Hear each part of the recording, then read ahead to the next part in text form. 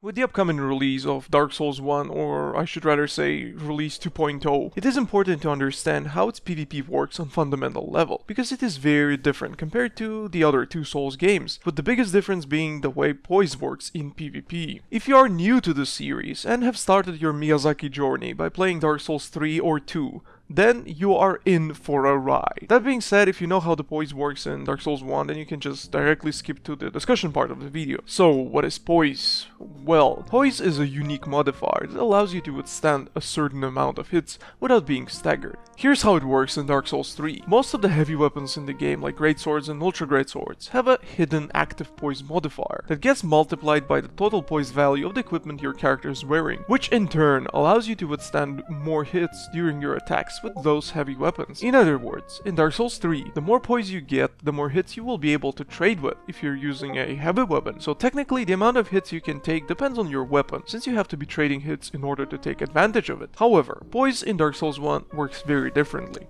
Compared to Dark Souls 3, the poise in Dark Souls 1 is passive, meaning that you get to tank the hit regardless of the weapon you're using and its active frames. In Dark Souls 1, as long as you have a certain amount of poise, you can tank hits regardless of anything. Once you get hit, you lose a certain amount of poise for a few seconds before it gets reset to the maximum again. If you lose all the poise during the short period, then you will get staggered, leaving you open for a combo. Now, this is both good and bad. Let's start with several reasons why it is bad. Obviously, stacking poise allows you to escape the punishment, making your mistakes less costly, since instead of getting comboed to death, you can just stroll away without being staggered. This creates an uneven situation when, by default, a player with the most poise has a natural advantage. It gets worse though. Having poise allows you to theoretically win every trade, since you can just poise through one attack, like say R1 or the dashing attack, and get a backstab in return, which is kind of annoying, especially if you consider the famous Souls netcode. So, in a way, poise allows you to play like a complete moron and get away with it. However, there is a good side to it. For starters, poise as it is in Dark Souls 1 allows us to get proper combos.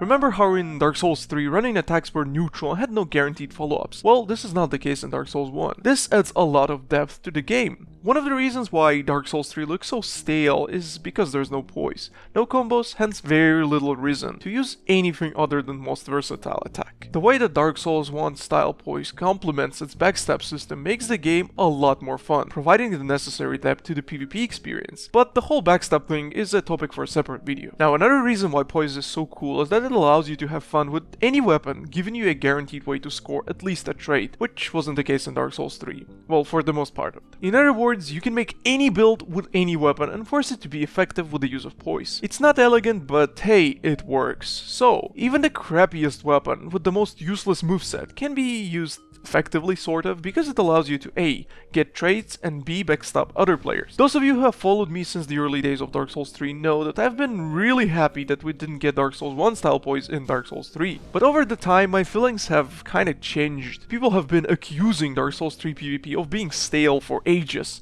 and it's sort of true. True because it lacks the solid core of Dark Souls 1 with its poise and quick backstabs that opens the room for a ton of different plays. After playing Dark Souls 3 for an extended period of time, Dark Souls 1 with its poise feels like a baby fighting game, which is good, because it offers you a real set of fundamentals. Now obviously, Dark Souls 1 is a very different game, and some things being good in it compared to other Souls games don't necessarily have anything to do with the way poise works in it, but it is still the most important part as to why it works and why it's fun. Now, as funny as it sounds, the majority of things that people dislike about Dark Souls 3 PvP stems from its lack of poise. Without proper combos and poise, the game becomes a lot more neutral heavy, with a greater emphasis on spacing and patience, which makes it a bore fest. Add this to the terrible infinite roll potential, and you can kind of see why Dark Souls 3 doesn't feel that good when it comes to 1v1 PvP interactions. There is a merit to it, but a small one. For those of you who are about to dive into the Dark Souls 1 PvP, I'm leaving the table with all the poise breakpoints in the description so you can carefully plan your setup. My advice is to get at least enough poise to tank one katana R1, but this is a topic for another video. For now, I'd love to hear your opinions regarding the poise and how it works in Dark Souls 1, especially compared to Dark Souls 3. Thank you for watching, and I'll see you next time.